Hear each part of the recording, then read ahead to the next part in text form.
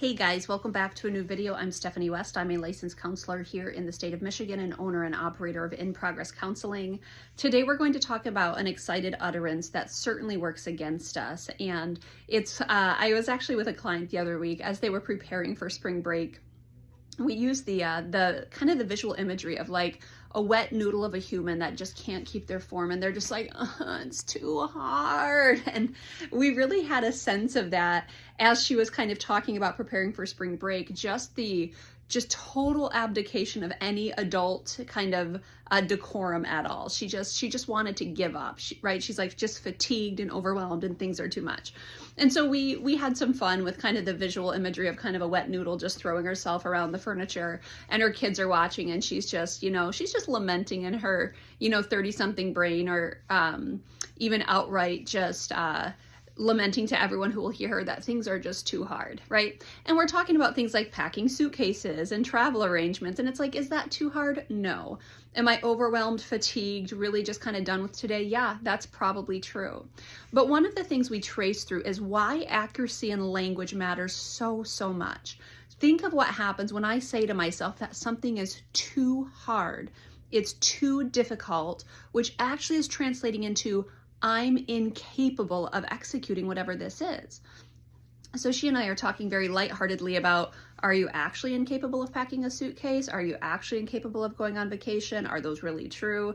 And we talk about it wryly and with some humor, but the reality is when we speak to ourselves with such declaratives that something is too hard, something is too, put whatever the adjective is in there, we are setting ourselves up for really being overwhelmed and beleaguered and fatigued and quitting before we even start. So let's say you have the task of losing 10 pounds. You've decided that to get to a healthier weight, to get to a more kind of sustainable level of health, you're going to lose 10 pounds. But your posture is like, oh, it's too hard. I can't do it. I have to, deprivation, and I have to plan it. And you're just overwhelmed. Your whole body is fatigued and beleaguered with the process. Versus, let's say someone who has 50 pounds to lose, and they say, you know what, it's going to be hard. I'm going to have to be persistent. It's probably going to be a long haul. I have to probably dedicate a year to this. I know I can do it, but yes, it's going to be difficult. So 10 pounds, which is kind of a much smaller segment of commitment for some people, it's too much because our language has just indicated that it is beyond our scope of capability. It's probably more accurately beyond the scope of what we want to do, and that is accurate language, like it feels too hard, or I don't want to do this, or adulting sucks on occasion. That's accurate. But when we use the loaded language of something is too hard, we are writing a story about ourselves, and we're not writing an accurate story. Let's write that story more accurately.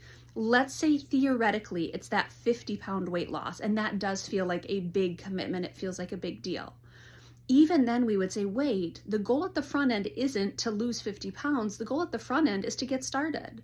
The goal at the front end is to dial in some nutrition. The goal at the front end is to create a framework. The goal at the front end is to start moving my body. Is it too hard to lose 50 pounds over the next couple days? Yeah, that's not a thing. Is it too hard to take a micro goal within that 50 pounds and stretch towards that? No, that's not too hard. That's actually something that we are capable of. So if it's, setting the alarm clock a little bit earlier so I get up and go for a walk first thing in the morning, that's not too hard. That's doable.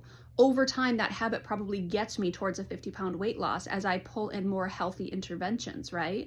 But when I start with this overwhelming, I can't even, it's too hard. I can't pack the suitcase. I can't create a budget. I can't, it's too hard. You've literally told yourself you're incapable.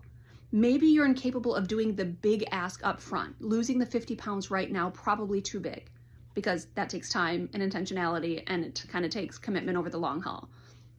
Are you able to do something small that might over time lead to something significant? It's too hard is really a cop-out for us. It's like, well, I don't even have to try because it's impossible. It's too hard. Well, maybe the first step isn't too hard.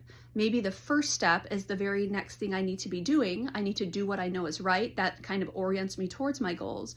But when I start using loaded language of, oh, it's just too hard, and I use again that visual of my client throwing herself around like a wet noodle, like, I just can't, it's too much. Guys, we are setting ourselves up for living lives that are underwhelming, underperforming, and really capitalizing on what's afforded to us. Too hard is a lie we often tell ourselves. Is the entire thing too hard from jump? Maybe.